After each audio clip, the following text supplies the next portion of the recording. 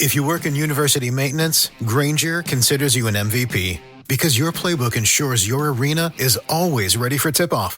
And Grainger is your trusted partner, offering the products you need all in one place, from HVAC and plumbing supplies to lighting and more. And all delivered with plenty of time left on the clock, so your team always gets the win. Call 1-800-GRAINGER, visit Grainger.com, or just stop by. Grainger, for the ones who get it done. When the insurance company doesn't pay what you deserve after you've been hurt in an auto accident, the law firm of Greenberg & Betterman is here to help you. Get a free consultation today. Visit gblawyers.com. That's gblawyers.com, and feel better. Ladies and gentlemen, thank you for listening, downloading, and subscribing to the latest edition of the 12 Kyle podcast. I'm 12 Kyle. Check this out. On this podcast, we're going to talk about social media.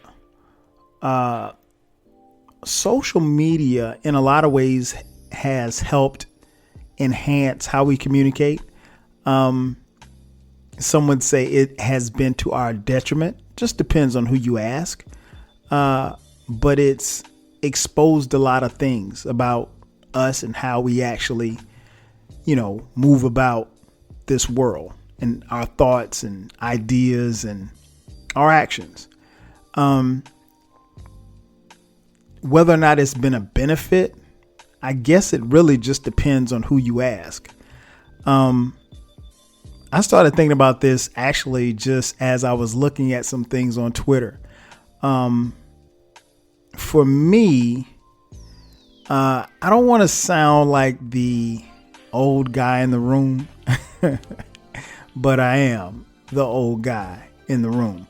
And this is actually interesting for me because I'm someone who did not grow up with, social media. I didn't have Twitter. There was no Facebook. There was no Instagram when I was coming up. So this was something that I didn't have in my formative years. So I don't know what it's like to be a teenager with Twitter. But I'll say this, having not had it and then having it now, kind of makes you want to appreciate the times when you didn't have it. Again, I don't want to sound like the old bitter guy, get off my lawn type of guy, but I'm going to give you a little bit of that. And it's not all bad, but like, for instance, for me, when I start thinking about social media, and when I talk about social media, I'm talking Facebook, Twitter, Instagram, those big three, if you will. There's positives and negatives to having them. I'm on all three. My interactions, however, have changed over time. For example, like with Twitter, I got on Twitter in July of 2008. And to be quite honest, when I got on Twitter, nobody knew what the hell Twitter was. It was a weird space because, as many of you know, I also have a blog, and I started blogging in 2007. And to be honest, me and my blogger friends, we all got on Twitter just to keep up with each other even more. So, like, if I go back and look at like the first, 10, 15, 20 people that I followed, they're all bloggers. So that was the way that we could keep up with each other on a personal note and a personal level outside of our blogs. And I remember the tweets were so infrequent when we first got on Twitter that, like, I literally would set up my alerts to where I would get a text message anytime one of my friends sent a tweet. So can you imagine getting a text message every time somebody sent a tweet? But again, if you're only following 10, 11 people, then, it was cool and you could respond back. And it was just, at that particular time, Twitter was a community that, again, not many people knew of. It was, for me back then, it was a lot of fun. Because again, you could get stuff in real time as opposed to the blogs. Like if I wrote a blog, my friends on the West Coast, they might not respond to the blog until maybe later on in the afternoon. And then I hit them back, and then they might write a blog and I might check their blog out, the next day, something like that. I might put a comment on their blog. It wasn't necessarily in as quick of real time. But Twitter was something that we could, get online and just talk basically back and forth. And it was really, really cool initially. And then y'all showed up. And when I say y'all showed up, it changed, and for lack of better terms, a lot of you, not you in particular that's listening, but a lot of people messed it up, to be honest. When Twitter got popular, it got to be, it wasn't as much fun. And it was, kind of weird. And one of the things that I learned very quickly is that Twitter quickly became a place where people just came just to argue with strangers. I mean, like, even now, to this day, I can get on Twitter and jump on my timeline, and it's somebody arguing about something. I mean, like, it doesn't matter, and I think one of the things that people fail to understand is that everybody has an opinion. We all have an opinion. It's like the old saying, opinions like assholes. Everybody got one, right? And that's true. And what Twitter has been is a medium to where people can, express their opinions. And that's fine. But just because I have, 2,000 people following me doesn't mean that I'm necessarily any better than somebody that has 5 people following them, or that my voice is that much more powerful. Yeah, I guess you have more people that could listen to it. But in honesty, if you have 2,000 people following you, are they really following you? Probably not.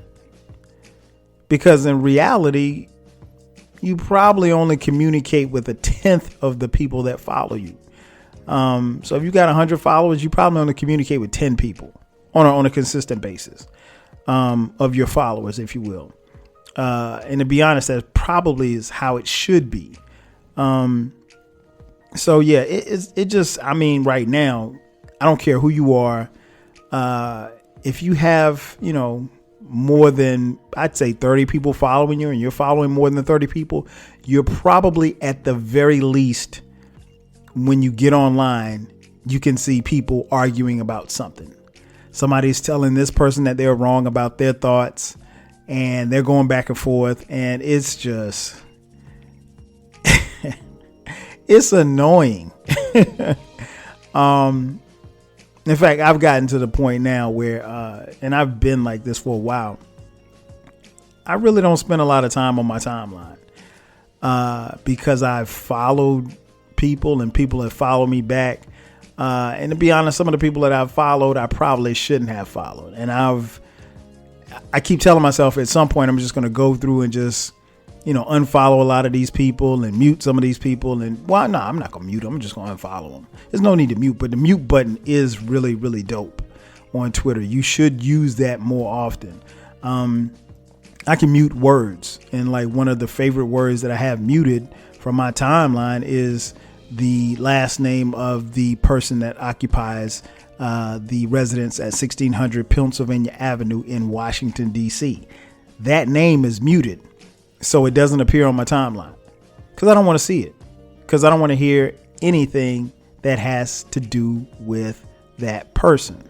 So, I keep it fresh. So in the times that I do get on the timeline, that name is muted, so I don't have to see it. But mute and unfollow. Honestly, that works wonders. You probably should mute people, and you probably should unfollow even more people. Particularly, again, people who are tweeting things into your timeline. Just foolishness. I don't want to see fight videos. I don't want to see, just the everyday average foolishness that goes on. I would like to think that the people that follow you on Twitter should be like-minded, but that's not necessarily the case. One of the things that is also weird about Twitter is that, like, you can get news, you can get good news on Twitter, and you can get bad news on Twitter. What I mean by bad news is that not that something bad happens, but it seems to me like nobody reports any news anymore. Like if you go to, I'll use the Washington Post, for instance. The Washington Post could have a story about, I don't know, a singer who who is accused of, sexual assault. And let's say the singer is, being accused of sexual assault. And then you go to read the article that's posted on the Washington Post. And, it gives you a little bit about what happened with the accusation.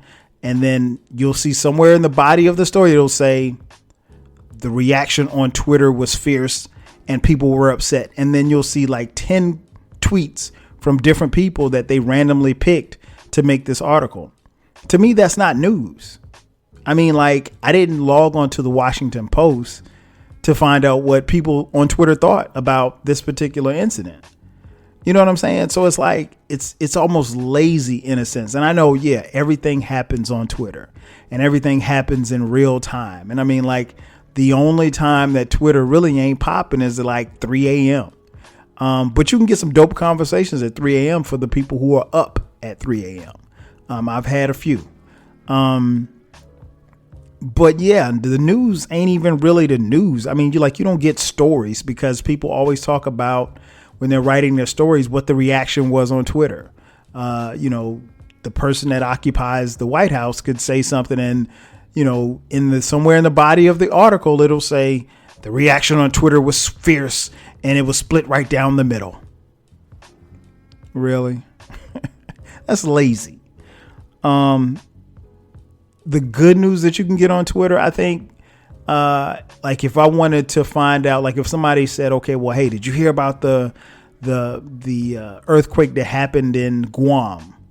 I didn't hear about it, but I can go to the Twitter search button, type in, earthquake, Guam, and boom. There's, if it happened, it's probably a story there that I can find.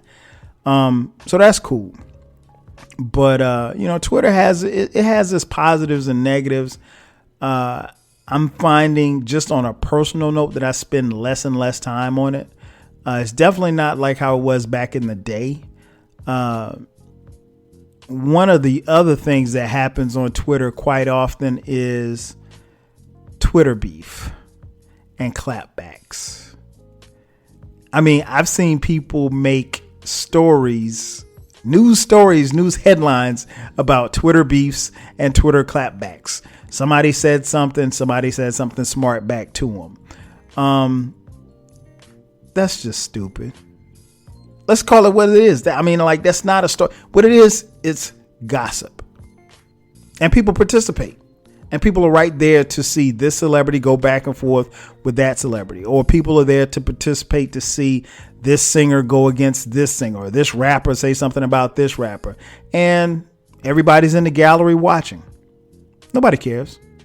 They really don't care. And I mean, like, you can have a Twitter beef.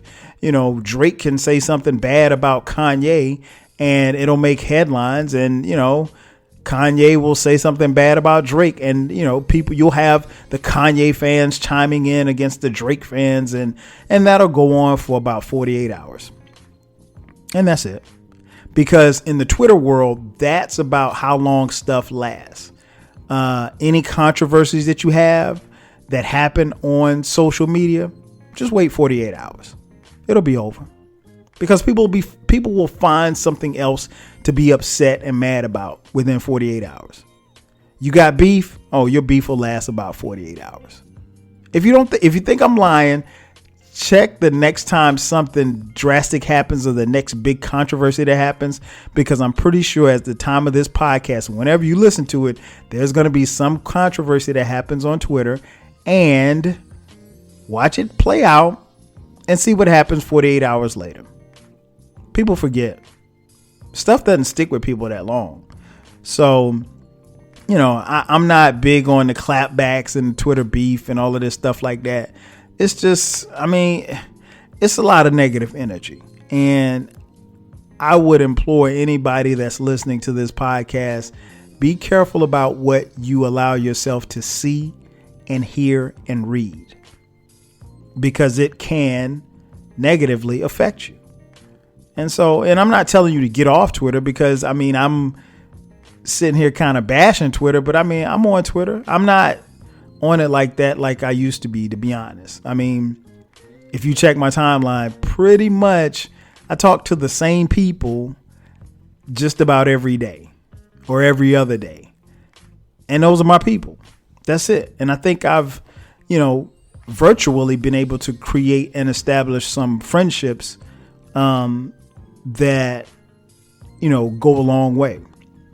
And for that, I'm thankful. So had there not been social media, those friendships may not have ever been cultivated. I mean, it's probably a lot of you listening to this podcast that know me through social media or have found this podcast through social media, and you feel a certain connection to me. And I'm thankful for that, because had it not been for social media, you probably wouldn't have found me. So that's cool. But at the same time, again, it's a lot of negative energy. You can't dedicate yourself to that. And again, when people just show up just to argue with strangers, beware. Just be cognizant of it. You know, I'm not going to talk religion. Hell, I'm very selective about who I talk hip hop with on Twitter, because, you know, you can't tell me that, you know, Drake is top 5. I mean, he might be to you. We know better. But if you think that, that's cool. That's not a conversation that you're going to have with me. I mean, you could talk. And one of the cool things about Twitter is, like, you know, I don't have to respond. One thing that you have to keep in mind about social media is that you don't have to participate in any argument or discussion that you're invited to. You can easily walk away. And for your sanity and your own mental health, you probably should, because it's just not worth it to be arguing with fools online. Honestly, it's not. Another social media medium, obviously, is Facebook. Facebook has really changed. I've been on Facebook now 10 years, I think, at the time of this recording. It's been because I got a little notification about, and Facebook always celebrates these anniversaries. They'll tell you how long like I got a note or message that, you know, me and my brother have been friends for 10 years. That's how I know I've been on Facebook 10 years. Me and my brother who is 3 years younger than me, but we've been Facebook friends for 10 years. Like, I really don't need a notification as to how long I've been friends with my brother. But, you know, Facebook, it's changed too. I probably spend less time on Facebook than I did before. Honestly, for me, it's not as much fun as it used to be. I mean, when you think about, like, for example, the Facebook data breach. I mean, Facebook has everybody's information. To be honest, I don't even think you have to be on Facebook for Facebook to have your information. They've got everybody's information. I remember maybe about 2 months ago, I was posting a picture on Facebook, and as I'm loading the picture up, I was going to tag my wife on it, who's on Facebook with me. And before I could even, because, like, to tag someone, you have to type in their name. But before I could even type in her name pops up on the picture as if the picture recognizes her face. The algorithms recognize her face. And I'm like, whoa, that's scary. Like, I didn't even put her name in yet, and you've already done a face recognition. Like, somewhere along the line between me taking that picture, it being captured, the location and the face recognition, and uploading it to Facebook, something's not right. So, it's, again, they have just about all of your information. I am not sure how much privacy we actually have on Facebook, because I think most things are public. And even the stuff that you think is private really isn't private. One of the things that you have to keep in mind about Facebook is that, and the same with Twitter, is that, everybody has an opinion. And, if you speak your mind, freedom of speech ain't free. It's not. And freedom of speech can and will get you fired. It could get you removed from the paint, if you will. We saw a lot of this over the past, during the Obama administration. Because, it was a lot of people, who decided to take their shots at him, if you will, not physical shots, but you know what I mean. And, subsequently, again, you could say it on a private page. It doesn't take anything for somebody to screenshot it and for you to lose your job. And that happened to a lot of people. So it's, again, freedom of speech ain't free. One of the things about Facebook that I've always found to be interesting is that, I came up in an era, because I'm a little bit older than most of you that's listening to this. I came up in an era where, your family business stayed in the house. Like whatever was happening in your house, it stayed in the house. You couldn't sell family business. Not necessarily the case on Facebook. Facebook seems to be the place where everybody wants to spill their family business. And I think that's very problematic, because a lot of times when you think that you're venting or you're putting, just putting your feelings out on paper, if you will, it's there for everybody to see. And more often than not, people aren't going to respond. They're just going to watch. If I had beef with, I don't know, let's say my boy Jay Fresh. If I, if I make a Facebook post ranting and talking about how Jay Fresh owes me 20 grand, and when I see him, I'm gonna kick his ass, and then I, put his name in the thing, that's going to attract a whole bunch of people, because then Jay Fresh is going to respond and he's going to say, you'll get your money when you can get it, whatever. You don't remember the time where I did this for you, so forth and so on. And, you may get some comments, you may not, but for the most part, I bet you a ton of people are watching and they're not saying anything. They're just sitting back and watching. I mean, grab your popcorn. And so a lot of times on Facebook, people tend to think that they're just talking to themselves, or maybe they're talking to a few people, but a ton of people are watching, even if they're not commenting. So your business is everybody's business on Facebook. That's just the way it is. And until you make the decision to not put your business out there, that's the way it is. And I think, and I'm speaking from someone who, this is coming from someone who has a blog, has a podcast, is really, really out there. But I've never said anything on Facebook or Twitter or on the podcast that I didn't want anybody else to know. I mean, trust me. If I have a deep, dark secret that I don't want to be out there, I'm not going to put it out there. If I got warrants, I'm not telling you I got warrants. I don't. At least I don't think. But if I did, I'm not saying that on Facebook.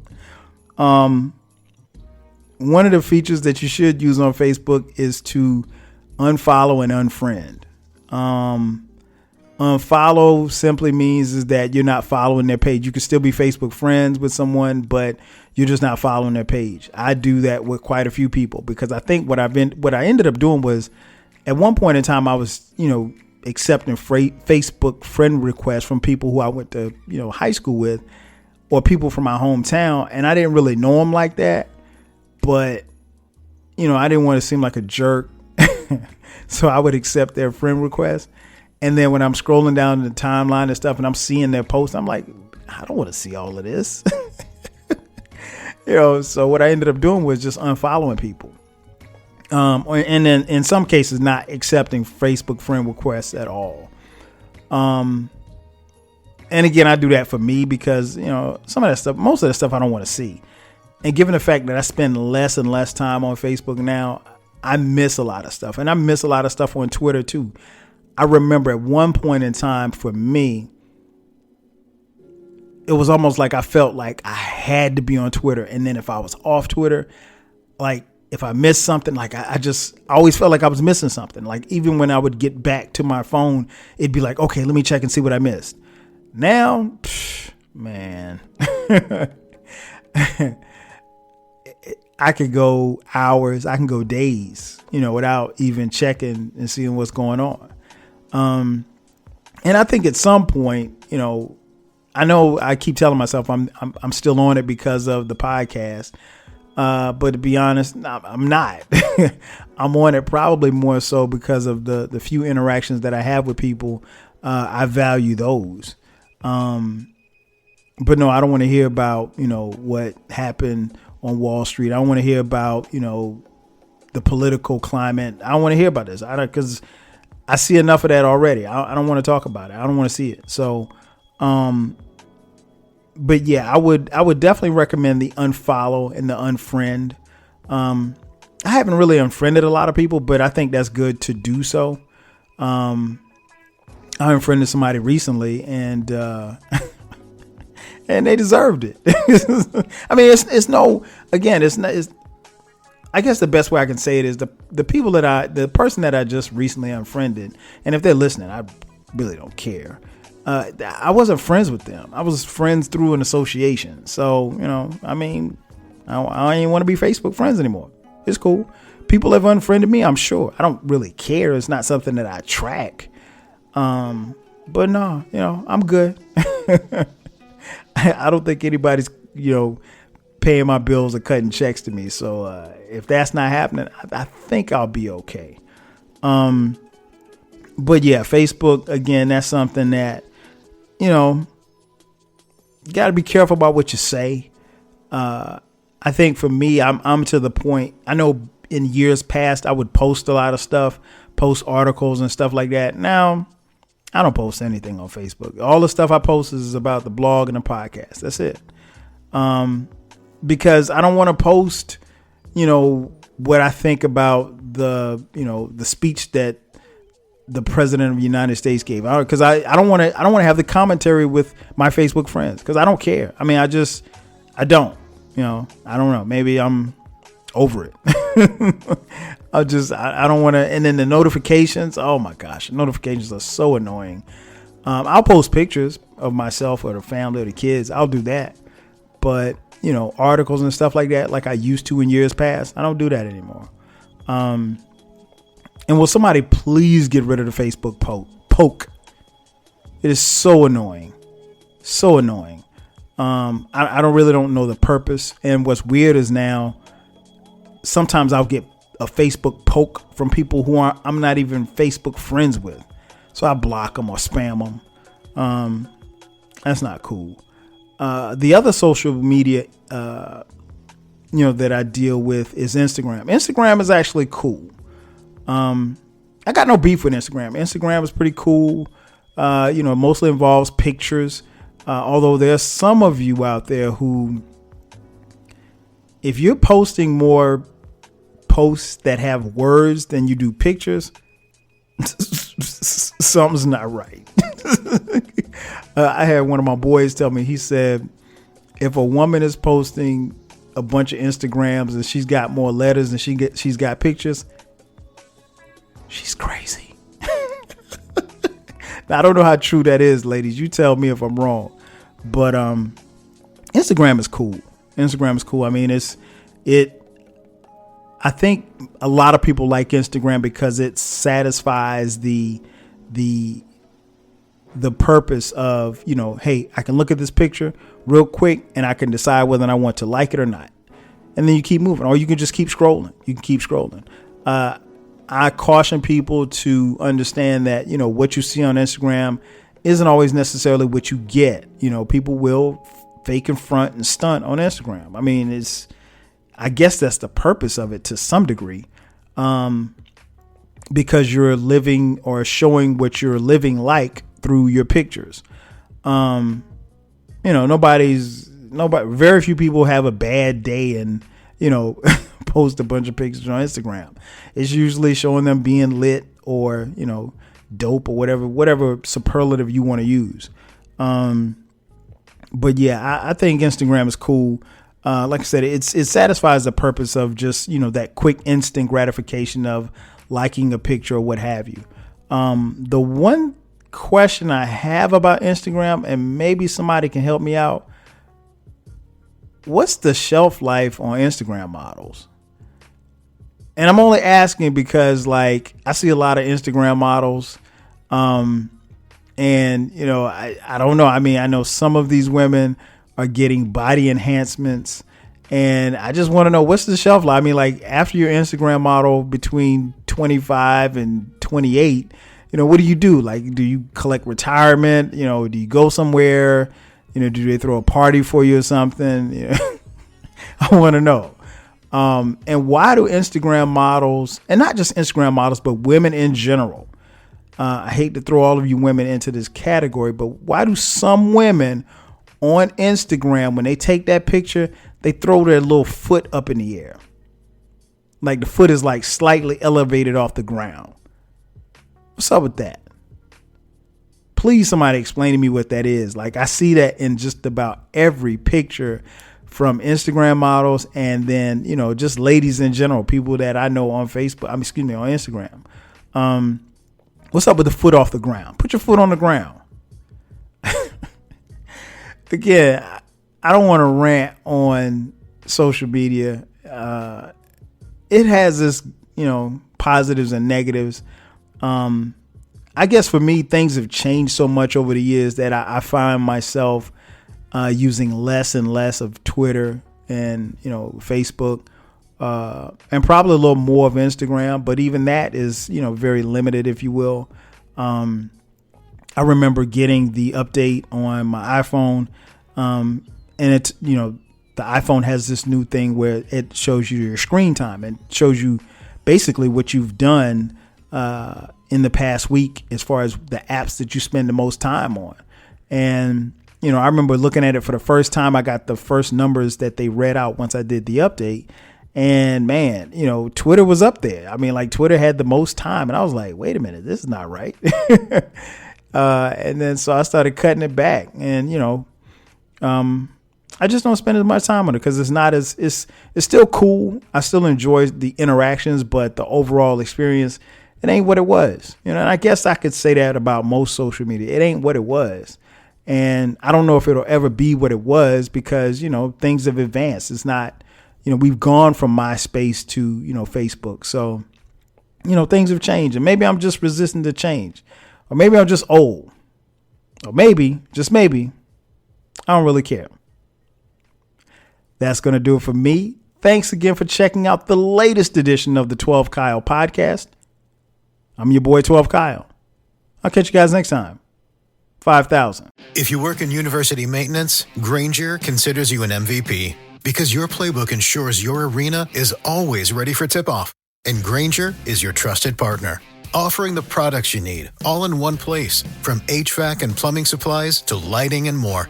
And all delivered with plenty of time left on the clock, so your team always gets the win. Call 1-800-GRAINGER, visit Grainger.com, or just stop by. Grainger, for the ones who get it done. When the insurance company doesn't pay what you deserve after you've been hurt in an auto accident, the law firm of Greenberg & Betterman is here to help you. Get a free consultation today. Visit gblawyers.com. That's gblawyers.com, and feel better.